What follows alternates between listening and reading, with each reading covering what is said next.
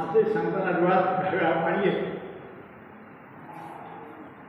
ते म्हणाले की आता तुम्ही सद्गुरुनाथ झालेले आहात, त्यामुळे मला तुमचे चरण धरले पाहिजे. आणि त्यानंतर बापूसाहेबांनी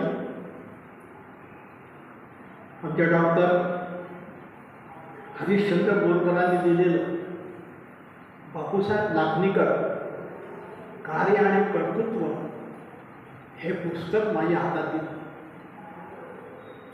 म्हणाले की महाराज आता ही आपली शेवटची भेट आहे.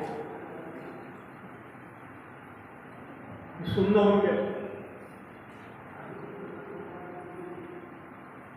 आणि बरोबर 9 महिन्याने